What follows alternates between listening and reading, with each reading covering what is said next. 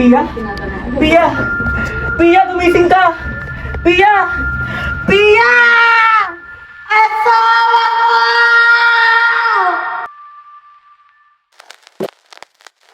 Ikaw lamang, Crisostomo Ibarra. Tanging babaeng pinakamamahal ko at pakakasalan. Solo to, Maria Clara.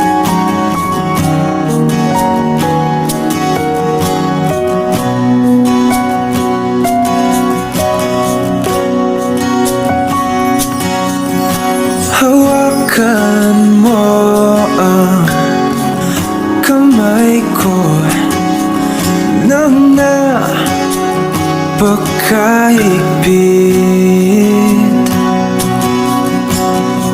Pakinggan mo. Balikan kita, Maria. Makapaghihintay ka bang muli? Kahit ilang 7 taon pang paulit-ulit, Na ikaw at hihintayin kita, ako. Crisostomo. Tayo'y pinag...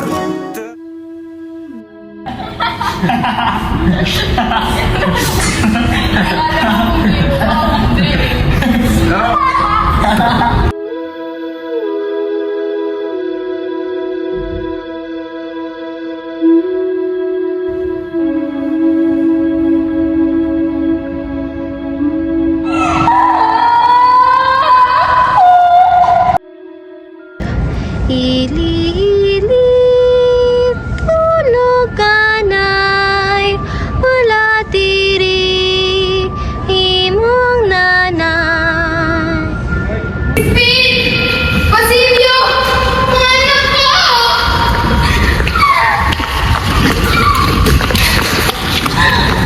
Mga anak ko! Anak mo yan? Eh, laruan yan eh! Anak ko! Ano yan? Anak ko yan! Anak ko yan! Ano? Kunin mo nga? Kunin mo nga? Oh! Oh! Oh! Oh! Ah! Oh! Oh! Anak mo to? Anak mo to? Bakit to? Bakit to? Anak mo to? Ano? Kaya mo pa? Di mo naman kamukha to? Oh! Eh, laruan lang to eh! Ano gusto mong gawin ko dito? Crispin? Basilio? Ang mga anak ko! Matagal kita kayong hindi nakikita. Crispin? Ikaw ba yan? Paano ka ba magigising, Crispin? Tita, yung anak ko! Crispin? Crispin niya! Crispin, ang anak ko! Sino mo?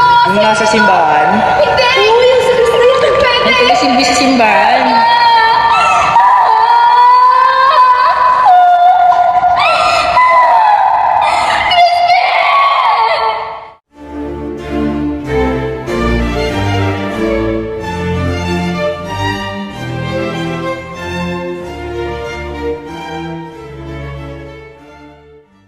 Magandang umaga sa inyo mga Ginoo at Binibini. Ako nga pala si Juan Crisostomo Ibarra y Magsalin, ang bugtong na anak ni Don Rafael Ibarra at Doña Pia Alba. Ako ang binatang matalino at umiibig kay Maria Clara.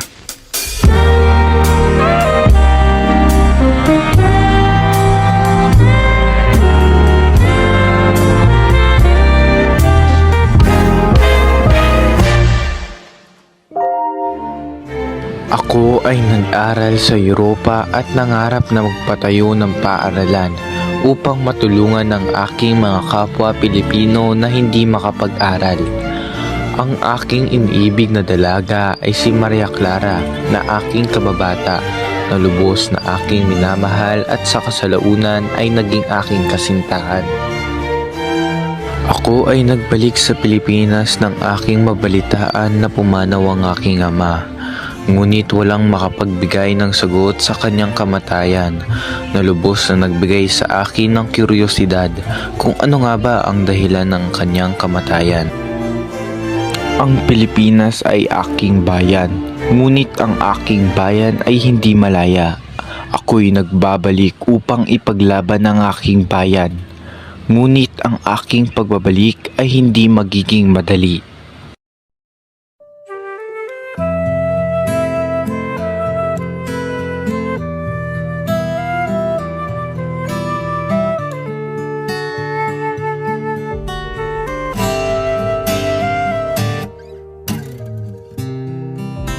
Ako si Maria Clara de los Santos at ako ay madalas din tawaging Clarita. Ako ang nag-iisang anak ni na Doña Pia Alba at Kapitan Tiago na tinaguriang pinakamagandang bituin at nag-iisang mutya ng San Diego. Ako ay may katangiang mahinhin, maganda, masunurin, mapagmahal at kilala bilang may kalinisang puri bilang isang babae. Ako may nagpapasalamat sa mga taong sa akin ay humahanga.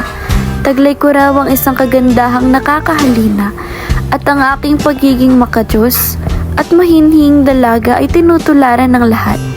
Ako ay madalas na inilalarawan bilang isang mestisa, bilog ang mga mata at may perpektong ilong. At ito ay marahil ang naging pamantayan ng kagandahan sa Pilipinas. Sa aking tiya Isabel na nagsilbi ko ang pangalawang ina, buhat ng pumanaw ang aking ina, maraming salamat. Ikaw ang tunay na nag-uruga sa akin. Sa lahat ng oras nasa tabi kita at hindi ako iniiwan sa kalungkutan man o kasiyahan. Tunay ngang dakila lahat ng iyong ipinakita. Ang pagmamahal mo'y daig pa ang isang tunay na ina. Ako ang babaeng sinisinta ng Maginoong si Crisostomo Ibarra na siya ring aking kababata. Siya ay nag-iisang anak at tagapagmana ni Don Rafael Ibarra na mula sa Europa at nagpatayo ng paaralan para sa mga mag-aaral na Pilipino. Sa minamahal kong Crisostomo Ibarra, na bukod sa makisig ay matalino pa, salamat sa pagmamahal at tapat na pagsinta. Kahit napalayo ka ng matagal sa piling ko at pinaligiran ka ng magagandang dalaga doon sa Espanya, ay di ka nagtaksil sa akin. Ang pagmamahal mo ang naging lakas ko. Lagi kong hihintayin ang pagbabalik mo. Kahit sa kabilang buhay, ay maghihintay ako kung doon natin mararanasan ng kaligayahan at tuwina ay siyang pangarap ko. Muli, ako si Maria Clara de los Santos.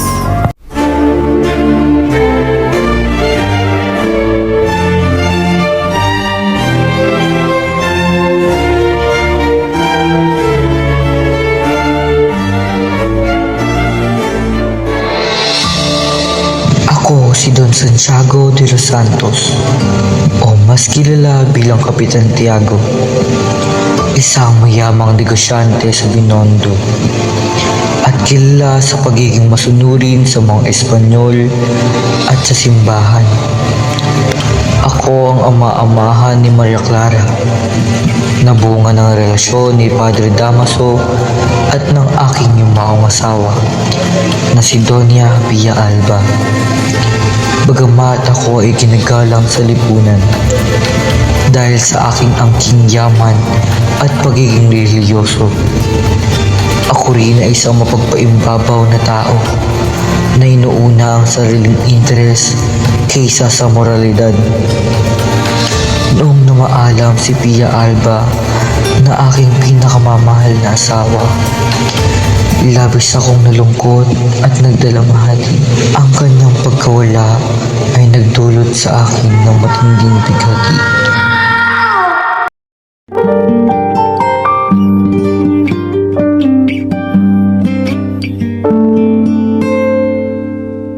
Ako ang magsisilbing boses ng mga kababaihan. Hayaan niyong ipakilala ko ang aking sarili. Ako si Pia Alba Y. Magsalino, ngunit mas kilala bilang Doña Pia. Ako ay isang mayamang mestisan na kilala sa aking kagandahan at kabutihan. Ako ay nagmula sa bayan ng Santa Cruz. Marahil napansin niyo na kahawig ko si Maria Clara. Ito'y dahil ako ang kanyang ina at ang isang kabiyak ni Don Santiago de los Santos o Kapitan Tiago. Ako ang tumulong sa kanya upang magpayaman sa kanyang katayuang panlipunan. Isa sa aking hilig ang pagtatanim, kung kaya't bumili kami ng lupa sa bayan ng San Diego at doon na nagsimula ang aming pamumuhay. Dito na rin nagsimula ang pakikipagkaibigan namin sa kura ng San Diego na si Padre Damaso at kay Don Rafael Ibarra. Kami ay matagal nang naghahangad ng isang anak, kung kaya't sinunod namin ang bawat payo ng kura.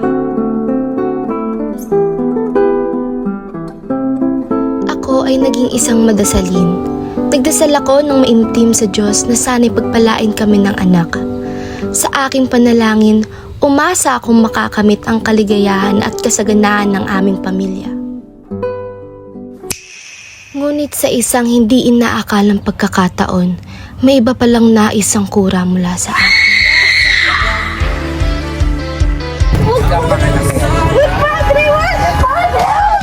Halika na, tuklasin. Nagdalang tao ako. Akala ko'y magiging masaya ako, ngunit hindi pala. Noong ipinanganak ko si Maria Clara, ay ang panahon ding nagsimula akong binawian ng buhay. Isang lagnat ng kapanganakan ang dumapo sa aking kalungkutan.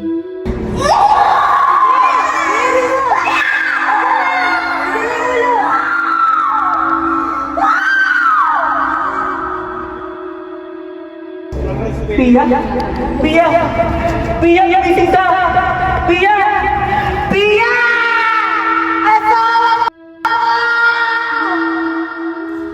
Babae ka, hindi basta't babae lang.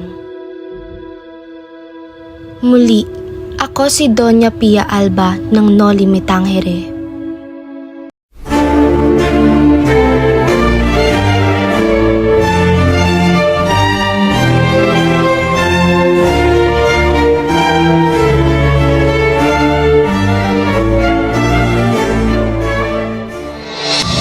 Ako si Rafael Ibarra. Ako ang ama ni Crisostomo. Kilala ako sa San Diego. Maraming gumagalang sa akin dahil sa aking kabutihang loob. Ngunit sa mundong ito, ang tagumpay ay hindi palaging tinatanggap ng may malinis na puso. May mga matang inggit, may mga pusong nag-aalab sa puot. Ang lahat ay nagbago nang ipagtanggol ko ang isang batang inaapi ng isang lalaki sa aming bayan.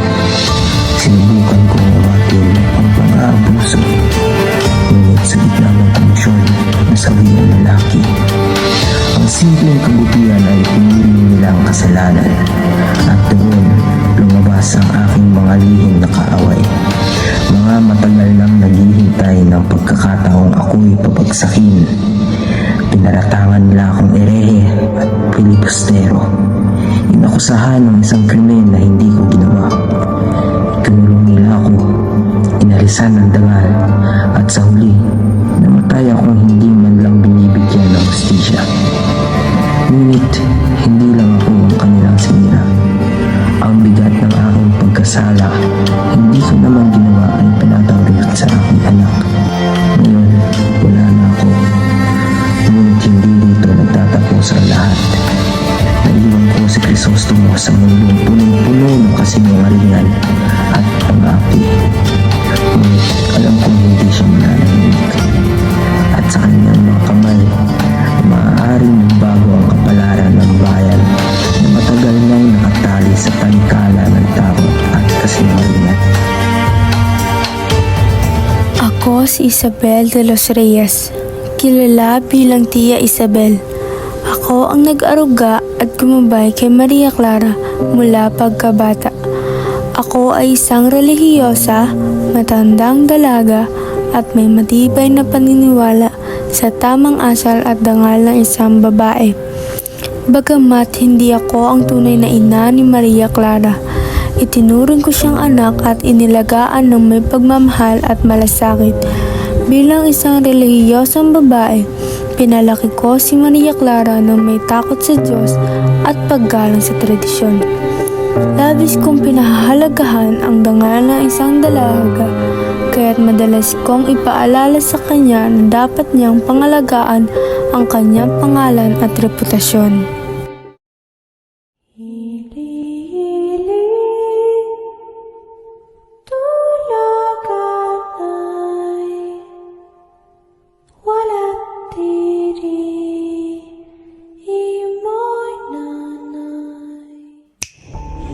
Crispin? Basilio? Basilio? Crispin, kayo mag-Basilio. Hanapin kayo ng inang iyong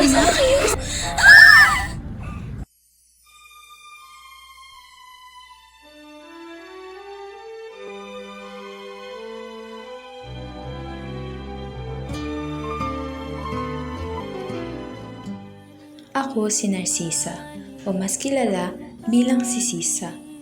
Isang masintahing ina, mangmang at walang pinag-aralan, na ang tanging kasalanan ay ang pagkakaroon ng asawang pabaya at mapagmalupit. Palagi akong minamaltrato at inaabuso ng aking asawa, ngunit wala akong magawa. Hindi ko siya kayang iwanan sapagkat iniibig ko siya. Subalit, andyan naman ang mga anghel ko, si Crispin at si Basilio. Mababait sila at mapagmahal. Bilang isang ina, napakaswerte ko sa kanila. Ako ay inang nagsisikap na mabuhay alang-alang sa aking mga anak, habang palaboy-laboy at nagsasabong ang aking asawa. Mahina ang aking loob, higit na malaki ang puso kaysa isip. Subalit, ako ay labis na mapagmahal. Umibig at umiyak lamang ang alam kong gawin. Itinuturing kong Diyos ang aking asawa at mga anghel ang aking mga anak. Dahil sa pagturing kong Diyos sa aking asawa, sinamantala nito ang aking kabaitan at pagmamahal. Winaldas nito sa bisyo ang aking mga alahas at nang wala na akong pangtustos, nagsimula ang kanyang pagmamalupit sa akin. Hanggang sa isang araw, nakita na lamang ako ng mga tao na pagala-gala, pangiti-ngiti, pakanta-kanta at nakikipag-usap sa lahat ng nilalang sa kalikasan.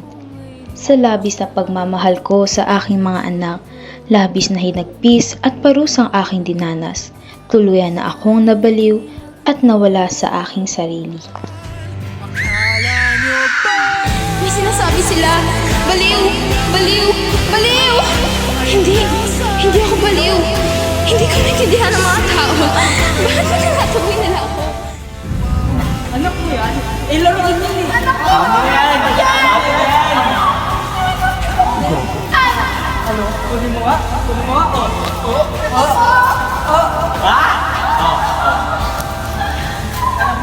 Anak ko to. Bakit to? Bakit to? Crispin? Basilio? Basilio? Ang mga anak ko. Matagal ko na kayong hindi nakikita. Crispin? Ikaw ba yan? Paano ka ba magiging si Crispin? Sisa, yung anak ko! Crispin? Crispin niya. Crispin, ang anak ko! Sino gawa? Kung nasa simbahan? Hindi! Yung si Crispin! Hindi! Silbi sa simbahan.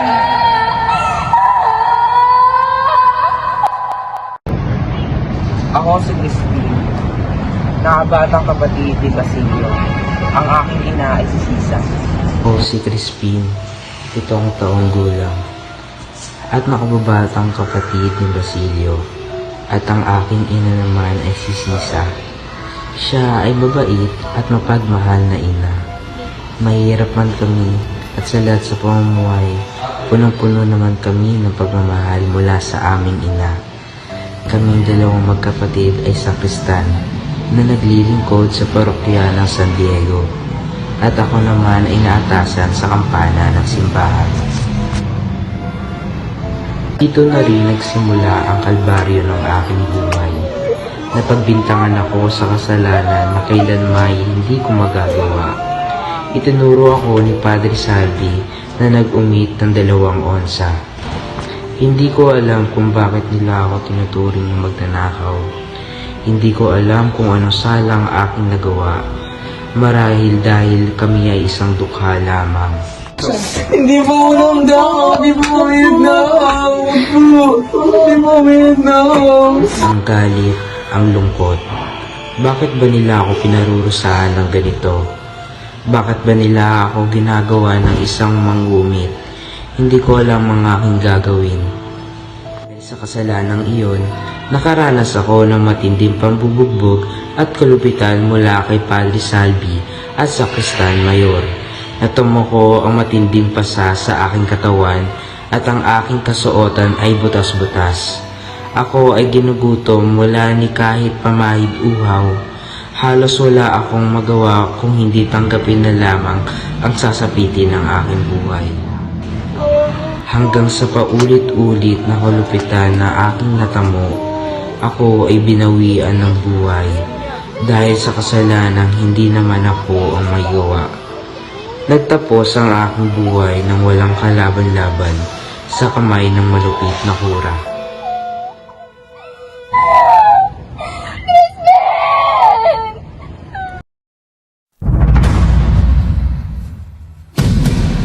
Ako nga pala si Basilio.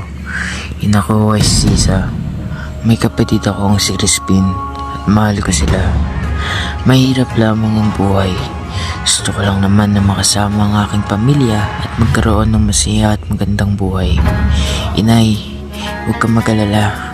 Nasa kumbento si Crispin. Ngunit si Crispin ay hindi na natin makakapiling. Ako'y nagtanan nang makita kong kinakaladkad si Crispin ng Sakristan Mayor at ayaw kong palisin kundi ikasampu ng gabi. Nakasalubong ko ang ilang gwardiya sibil at sinigawan ako ng Kianvide. Ako'y tumakbo. Pinaputukan nila ako at isang punglo ang tumaplis sa aking noo. Sumunod na gabi, napanaginipan ko si Crispin na nagtatago sa kura. Hinampas si Crispin ng yantok. Hindi natiis ni Crispin ang sakit kaya't kinagat niya ang kamay ng kura. Sinunggaban ng Sakristan Mayor ang tungkod at pinalo kay Crispin dahilan ng pagkawala ng aking kapatid. Bakit ito nangyari kay Crispin?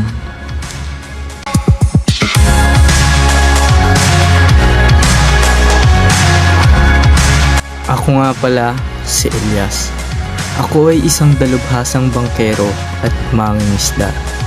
Ako ang matalik at misteryosong kaibigan ni Crisostomo Ibarra na tumulong at nagligtas sa kanya. Ako ay isang uri ng tao na hindi pinagkakatiwalaan ang opinyon ng iba at nilalagay ko ang aking pananampalataya sa kalooban ng Diyos ng higit sa lahat. Mas gusto ko ang pagkakaroon ng digmaan o revolusyon kaysa sa pagpapatupad ng mga reforma. Ang aking mga katangian ay matapang, matatag, makabayan, matulungin sa kapwa at higit sa lahat may katapatan.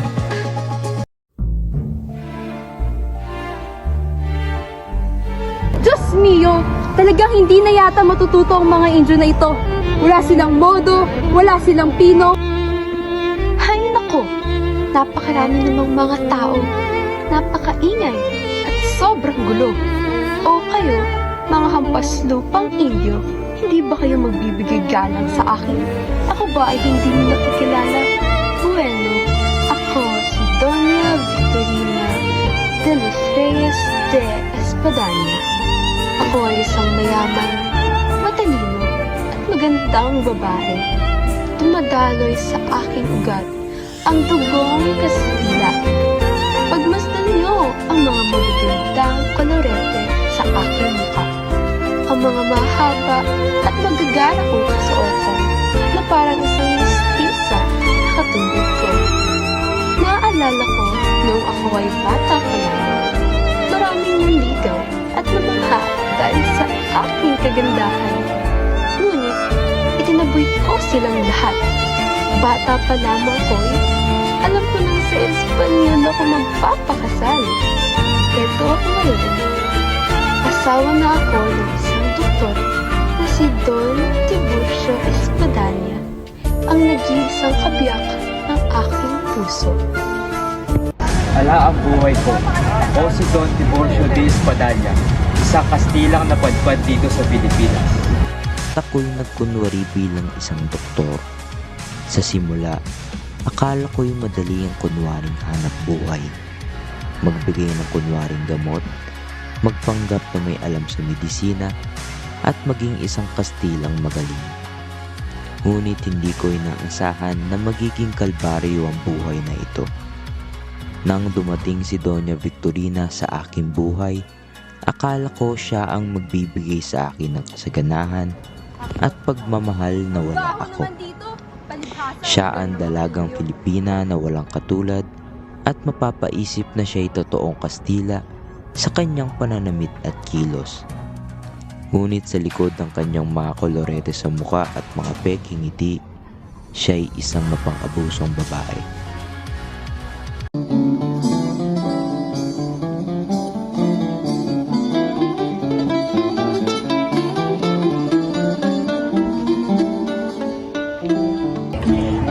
kayo nagbibigay galang? Ako ba'y hindi niyo nakikilala? Aba, mga hampas lupang Indio. Ah, sino? Si Doña Victorina? Si Doña Victorina na akala mo kiraganting maganda, sinabihan naman akong labandera. Diyan ka nagkakamali, Indio. Tingnan mo nga ang maladyosa kong kagandahan at magara kong kasuotan. Doña Consolacion, la musa de las Guardias Civiles de la Esposa de Alferez. Hay naku! Kay malas ko naman dahil umasa ako na sariwang hangin ng aking malalanghap. Ngunit, ang nalanghap ko ay hindi ka nais-nais. Marahil, sarili mo ang iyong nalalanghap, senyora. Ako si Doña Consolacion. Kinikilala ako bilang paraluman ng mga Guardia Civil.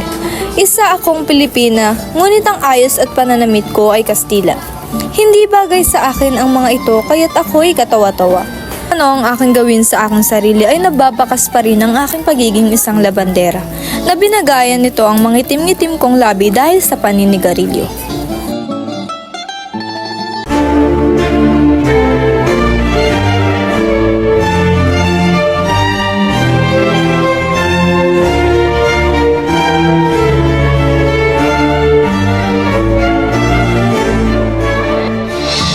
Ako si Pilosopo Dash, isang dating eskolar na piniling tahaking ang landas ng malayang pag-iisip kaysa sa pagsunod sa dikta ng simbahan at lipunan.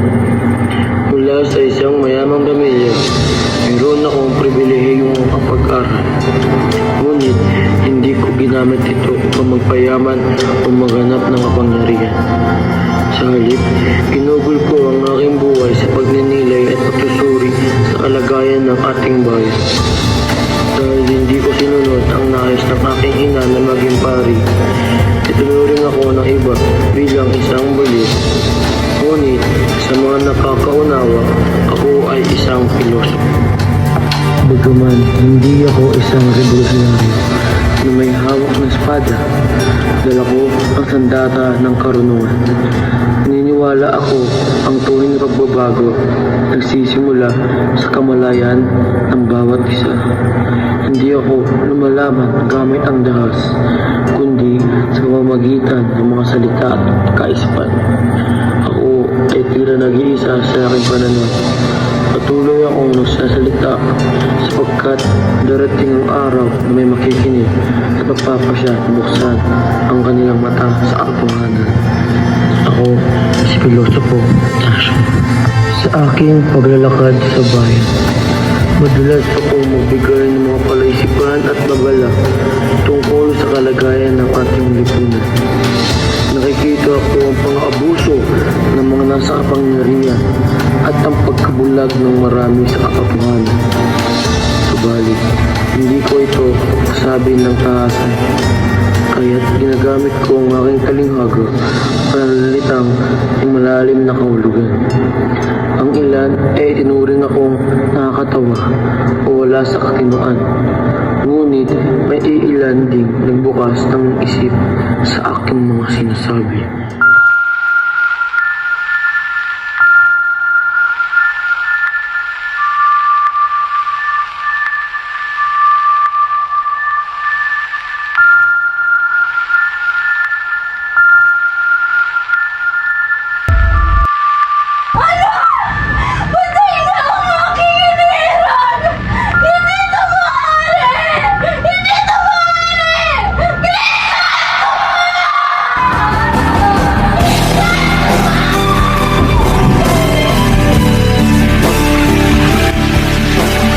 Kahit ilang 7 taon pang paulit-ulit, hihintayin kita, Crisostomo.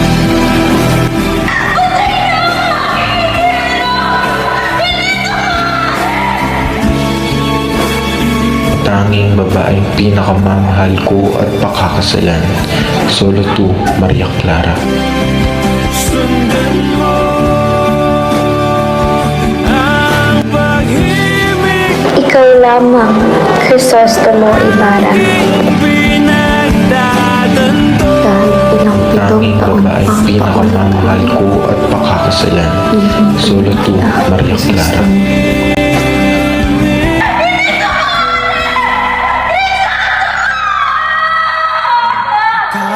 Akala nyo ba ang kapangyarihan ay nasa inyo? Sino ba kayo? Di naman kami nagkulang sa aming pag-unawa.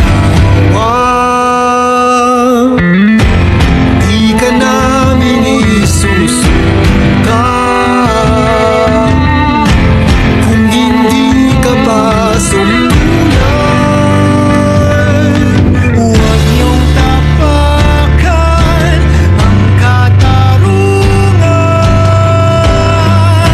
Akala niyo ba ang kapangyarihan ay nasa inyo? Sino ba kayo? Mawawagi ang katotohanan, ang kadiliman ay di babagsak. Nagsisilbi ka dapat, nagsisilbi ka